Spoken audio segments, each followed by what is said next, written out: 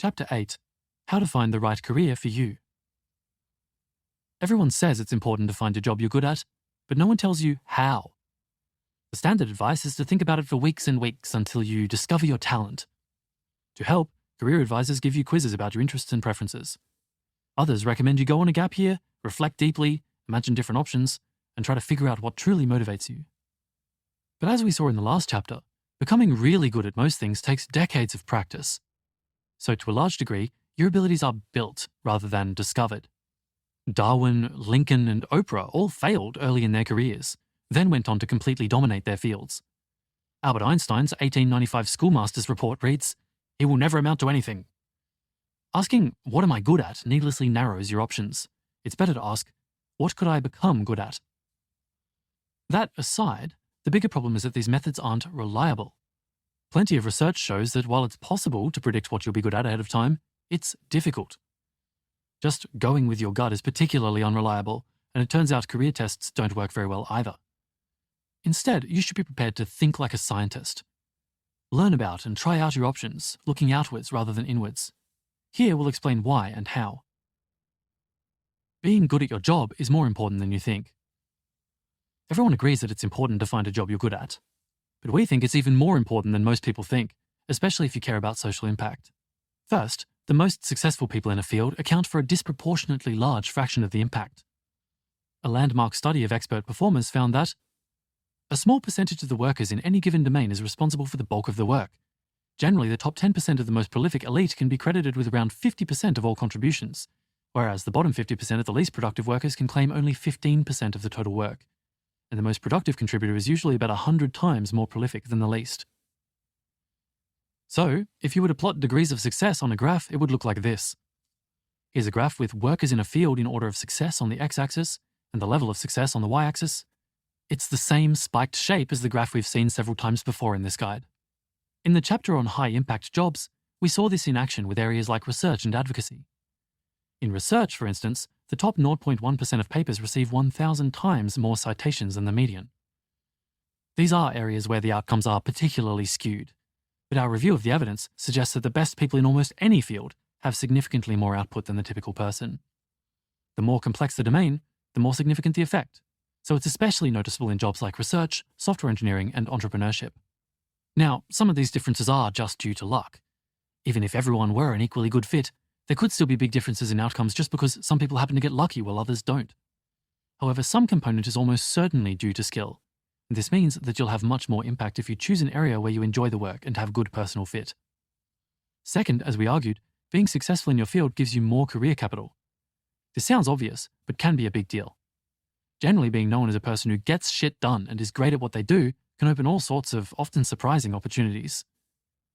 For example, many organizations will hire someone without experience of their area if that person has done something impressive elsewhere. For example, many AI companies have hired people without a background in AI. Charity and company board members are often successful people recruited from other fields. Or you might meet someone in another field who admires your work and wants to work together. Moreover, being successful in any field, even if it seems a bit random, gives you influence, money, and connections, which, as we've also covered, can be used to promote all sorts of good causes, even those unrelated to your field. Example: Isabel Bernanke started out as a fashion model, but after speaking to experts who said nuclear energy was needed to tackle climate change, she pivoted to using her social media following to promote it. Becoming a fashion model isn't normally one of our recommendations, but it could still be the right choice if your fit is high enough. Third, being good at your job and gaining a sense of mastery is a vital component of being satisfied in your work. We covered this in the first chapter. All this is why personal fit is one of the key factors to look for in a job.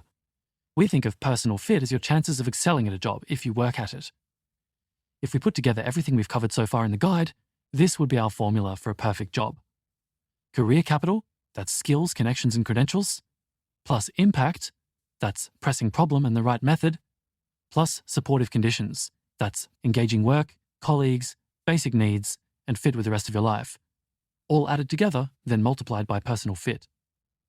You can use these factors to make side-by-side comparisons of different career options.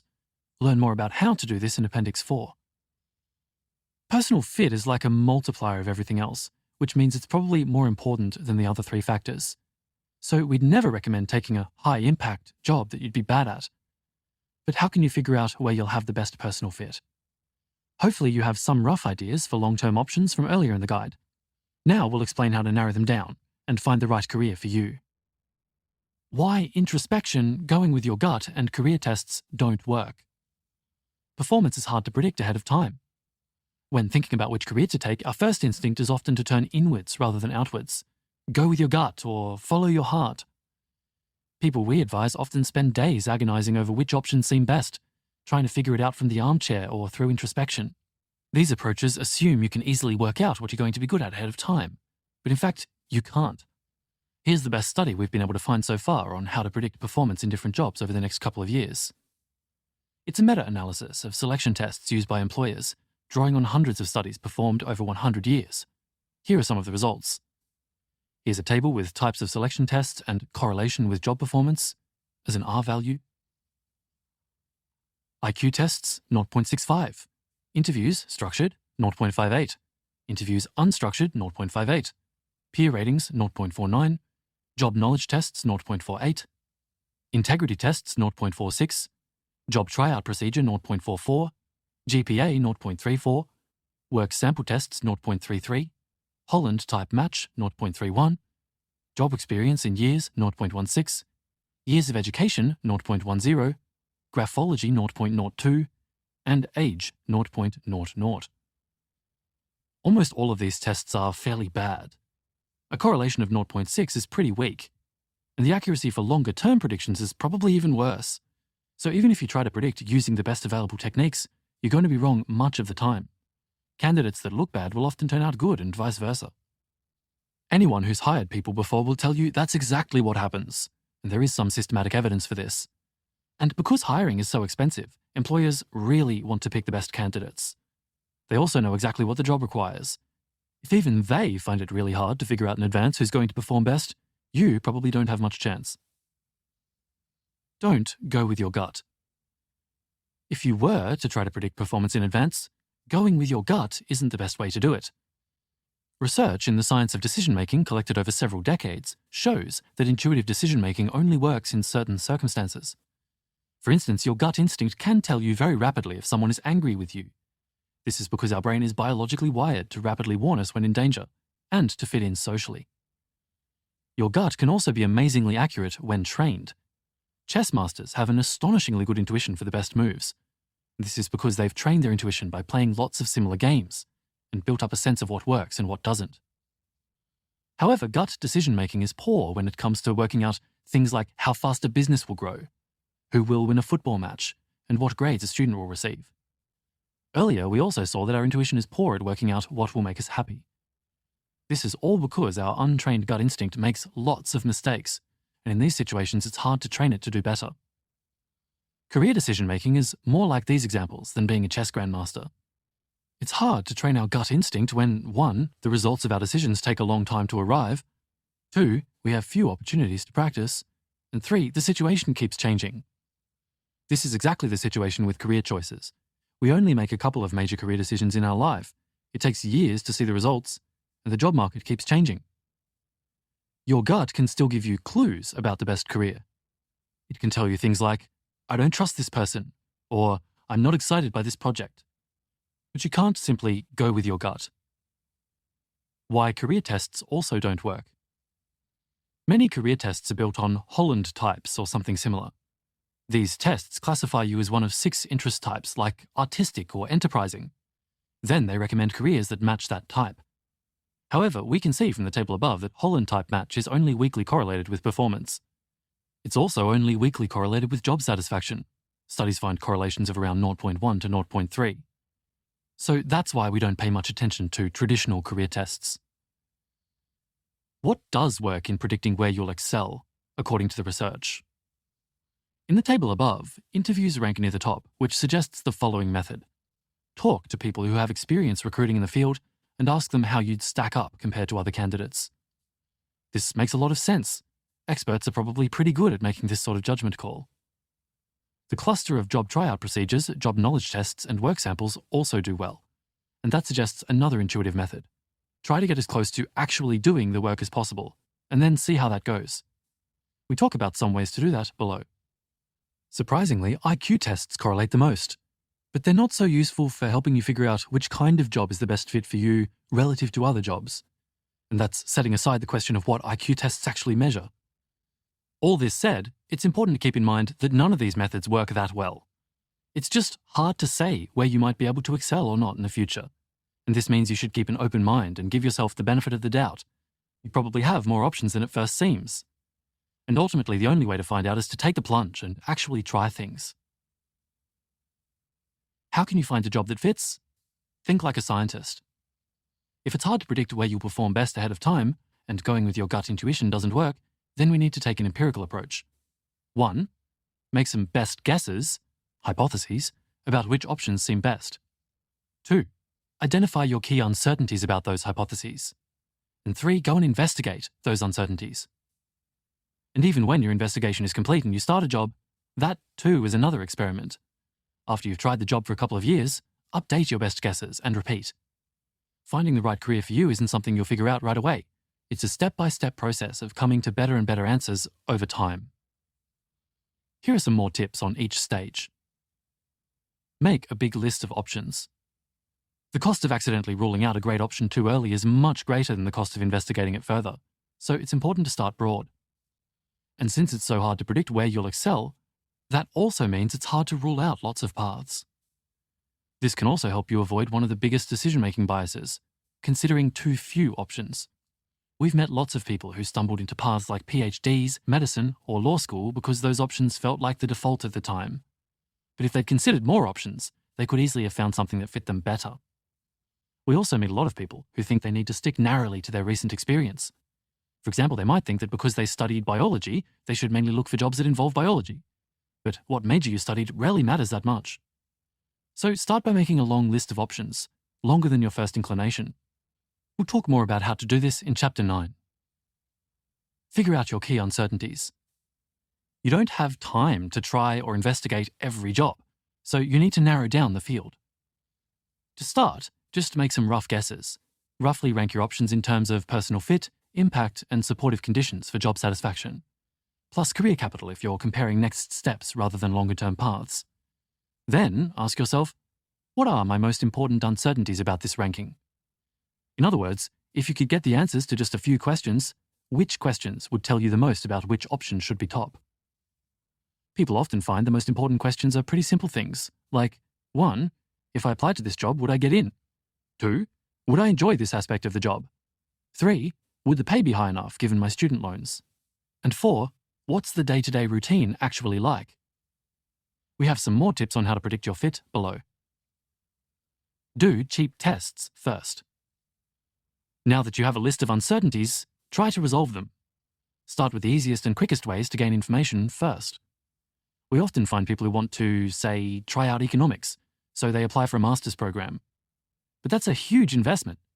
Instead, think about how you can learn more with the least possible effort, cheap tests. In particular, consider how you might be able to eliminate your top option. Or consider what you might need to find out to move a different option to the top slot. When investigating a specific option, you can think of creating a ladder of tests. After each step, re-evaluate whether the option still seems promising, best, or if you can skip the remaining steps and move on to investigate another option. One such ladder might look like this. 1. Read our relevant career reviews, all our research on a given topic, and do some Google searches to learn the basics, 1 to 2 hours. 2. Speak to someone in the area, 2 hours. 3. Speak to 3 more people who work in the area and read 1 or 2 books, 20 hours. 4. Consider using some of the additional approaches to predicting success below. 5. Given your findings in the previous steps, look for a relevant project that might take 1 to 4 weeks of work, like applying to jobs, volunteering in a related role, or doing a side project in the area, to see what it's like and how you perform. And 6. Only then consider taking a 2 to 24-month commitment, like a work placement, internship, or graduate study. Being offered a trial position with an organization for a couple of months can be ideal because both you and the organization want to quickly assess your fit. If you're choosing which restaurant to eat at, the stakes aren't high enough to warrant much research. But a career decision will influence decades of your life, so it could easily be worth weeks or months of work to make sure you get it right. Try something and iterate. You'll never be certain about which option is best, and even worse, you may never even feel confident in your best guess. So when should you stop your research and try something? Here's a simple answer: when your best guess stops changing. If you keep investigating but your answers aren't changing, then the chances are you've hit diminishing returns and you should just try something. Of course, some decisions are harder to reverse or higher stakes than others, for example going to medical school. So all else equal, the bigger the decision, the more time you should spend investigating, and the more stable you want your answers to be. Once you take the plunge and start a job, it helps to remember that even this is just an experiment. In most cases, if you try something for a couple of years and it doesn't work out, you can try something else. With each step you take, you'll learn more about what fits you best. Advanced. What are the best ways to predict career fit according to the research? Our key advice on predicting fit is to define your key uncertainties and go investigate them in whatever way seems most helpful. But it's also true that, based on the research and our experience, some approaches to predicting fit seem better than others. You can use these prompts to better target your efforts to gain information and to make better guesses before you start doing lots of investigation. 1. What is a job actually like? We often meet people who speculate on their fit for, say, working in government, but have little idea what civil servants actually do. Before you go any further, try to get the basics down. Can you describe what a typical day might look like? What tasks create value in the job? What does it take to do them well? 2. What do experts say? If you can, ask people experienced in the field about how well you'd perform, especially people with experience recruiting for the job in question. But be careful. Don't put too much weight on a single person's view, and try to find people who are likely to be honest with you. 3. What's been working for you so far? One simple method to predict your success is to project forward your track record. If you've been succeeding in a path, that's normally a good reason to continue. You can also try to use your track record to make more precise estimates of your chances.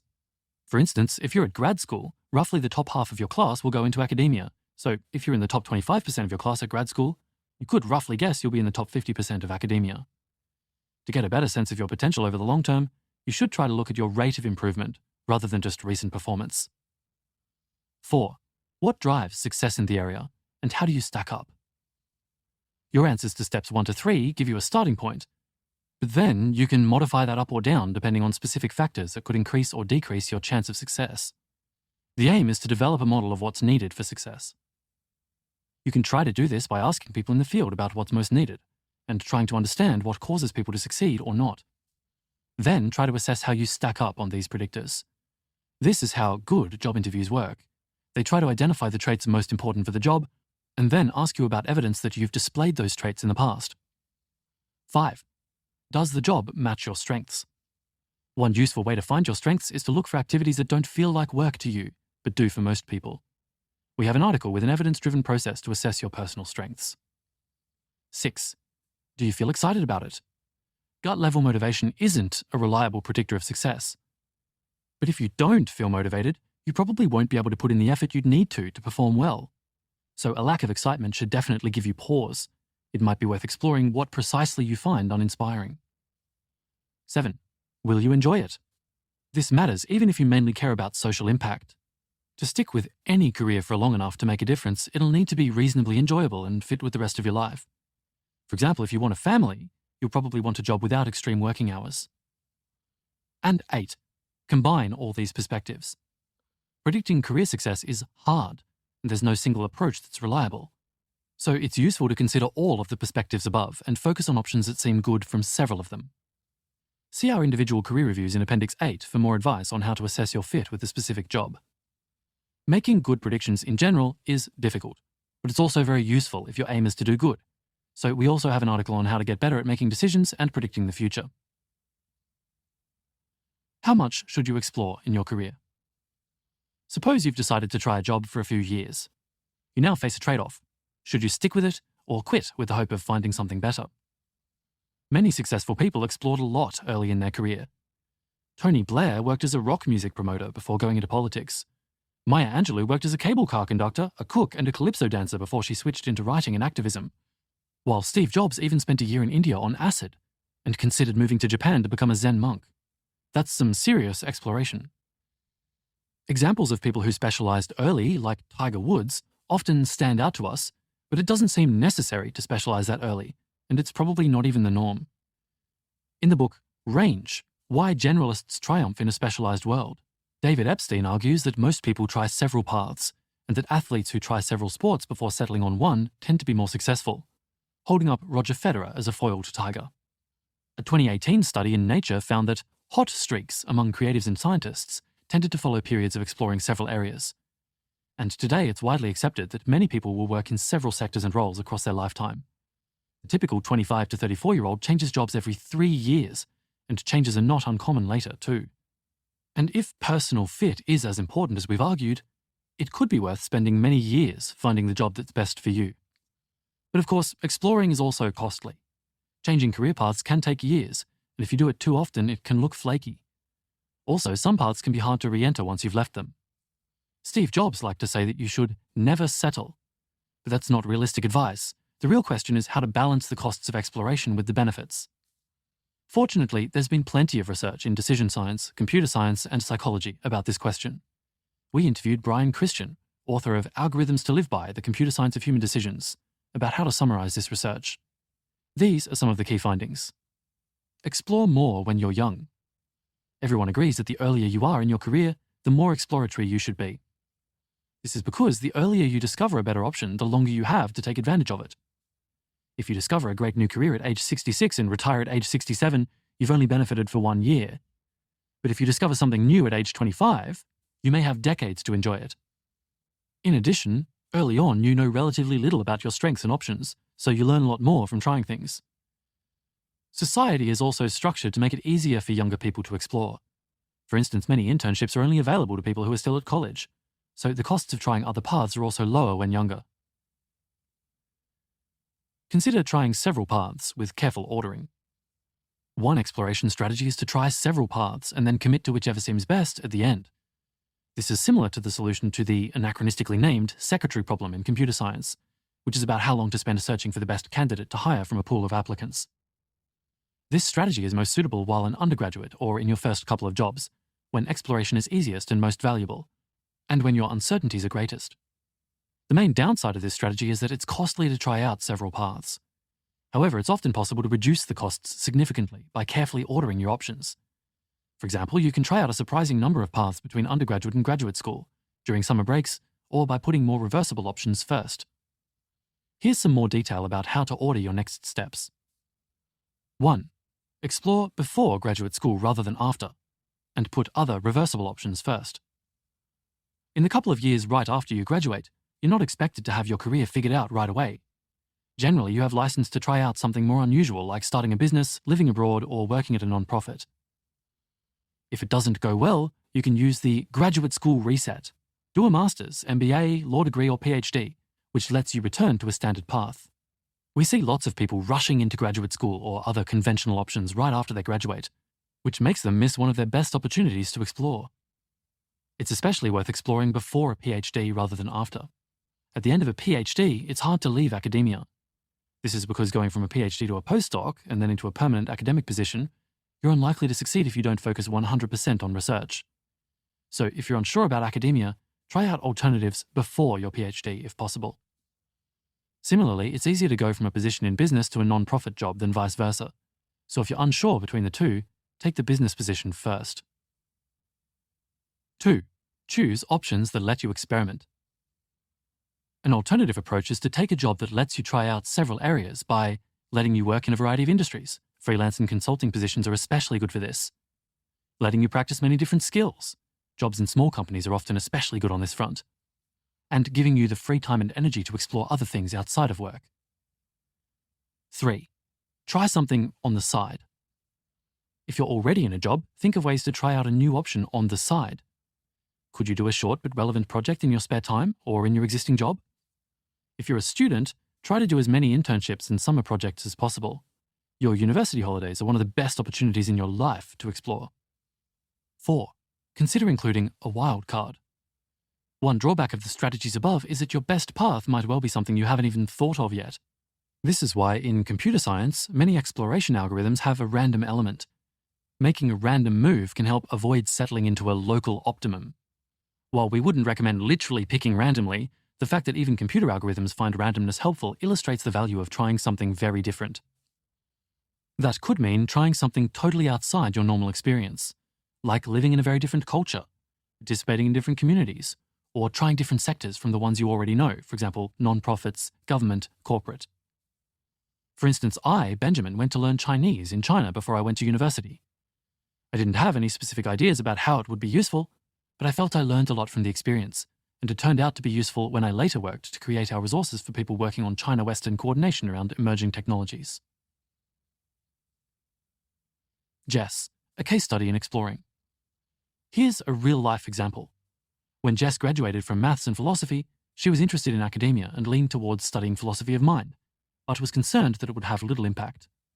So the year after she graduated, she spent several months working in finance.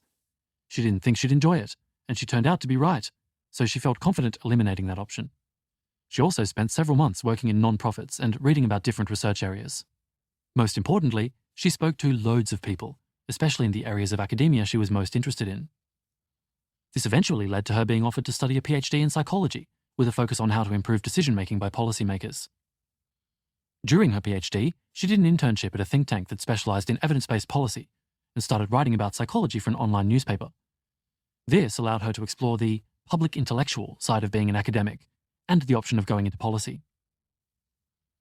At the end of her PhD, she could have either continued in academia or switched into policy or writing. She could also have gone back to finance or the non-profit sector. Most importantly, she had a far better idea of which options are best. A rational reason to shoot for the stars. Young people are often advised to dream big, be more ambitious, or shoot for the stars. Is that good advice? Not always.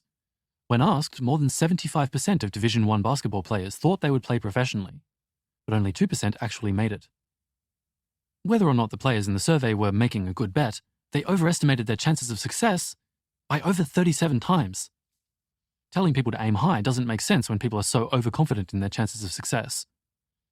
But when you're more calibrated, it often is good advice. Suppose you're comparing two options: earning to give as a software engineer, or research in AI safety.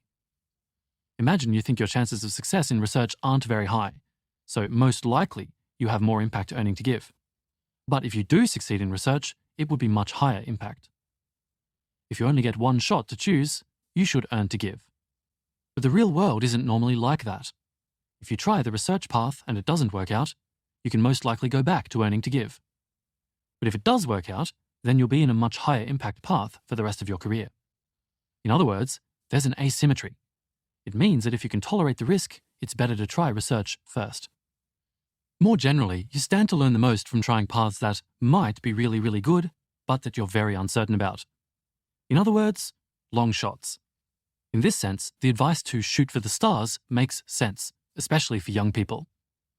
An aggressive version of this strategy is to rank your options in terms of upside. That is, how good they would be if they go unusually well, say in the top 10% of scenarios. Then start with the top-ranked one. If you find you're not on track to hit the upside scenario within a given time frame, try the next one, and so on. This is usually only suitable if you have good backup options and the fortunate position of being able to try lots of things.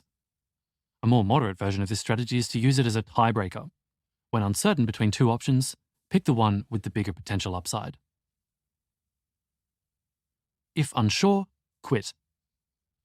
The sunk cost bias leads us to expect people to continue with their current path for too long, want to avoid the short-term costs of switching, and be averse to leaping into an unknown new option. This all suggests that if you're on the fence about quitting your job, you should quit. This is exactly what an influential randomized study found. Stephen Levitt recruited tens of thousands of participants who were deeply unsure about whether to make a big change in their life. After offering some advice on how to make hard choices, those who remained truly undecided were given the chance to flip a coin to settle the issue. 22,500 did so.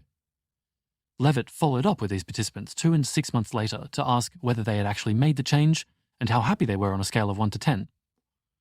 It turned out that people who made a change on an important question gained 2.2 points of happiness out of 10. Of course, this is just one study, and we wouldn't be surprised if the effect were smaller on replication. But it lines up with what we'd expect. Apply this to your own career. In the earlier chapters, you should have made a list of some ideas for longer-term career paths to aim towards. Now you could start to narrow them down. 1. Make a rough guess at which longer-term paths are most promising on the balance of impact, personal fit, and job satisfaction. 2. What are some of your key uncertainties about this ranking? List out at least 5. 3. How might you be able to resolve those key uncertainties as easily as possible? Go and investigate them. Consider doing 1 or 2 cheap tests. 4. Which option do you think has the most upside potential? 5. If you were going to try out several longer-term paths, which would be the ideal way to order those tests? And 6. How confident do you feel in your longer-term options? Do you think you should 1. Do more research into comparing your longer-term options? 2. Try to enter one, but with a backup plan? 3. Plan to try out several longer-term paths? Or 4. Just gain transferable career capital and figure out your longer-term paths later? If you want to think more about your longer-term options, try our full process for comparing a list of career options, which you can find in Appendix 4. Conclusion. We like to imagine we can work out what we're good at through reflection, in a flash of insight. That's not how it works. Rather, it's more like a scientist testing a hypothesis. You have ideas about what you can become good at, hypotheses, which you can then test out, research and experiments. Think you could be good at writing? Then start blogging. Think you'd hate consulting? At least speak to a consultant. If you don't already know your calling or your passion, that's normal. It's too hard to predict which career is right for you when you're starting out, and even sometimes when you're many years in. Instead, go and try things. You'll learn as you go, heading step by step towards a fulfilling career. Next, we'll show you how to tie together everything we've covered in the guide and avoid some common planning mistakes. The bottom line: how to find the right career for you. Your personal fit for a job is the chance that, if you worked at it, you'd end up excelling. Personal fit is even more important than most people think, because it increases your impact, job satisfaction, and career capital. Research shows that it's hard to work out what you're going to be good at ahead of time. Career tests, trying to introspect, or just going with your gut seem like poor ways of figuring this out. Instead, think like a scientist. Make some best guesses, hypotheses about which careers could be a good fit, identify your key uncertainties about those guesses, then go and investigate those uncertainties. Look for the cheapest ways of testing your options first, creating a ladder of tests. Usually this means starting by speaking to people already working in the job. Later it could involve applying to jobs or finding ways to do short projects that are similar to actually doing the work. It can take years to find your fit, and you'll never be certain about it. So even once you take a job, see it too as an experiment. Try it for a couple of years, then update your best guesses. Early in your career, if you have the security, it can be worth planning to try out several career paths, aiming high, and being ready to quit if something is going so-so rather than great. You can make this easier by carefully considering which order to explore your options and making good backup plans.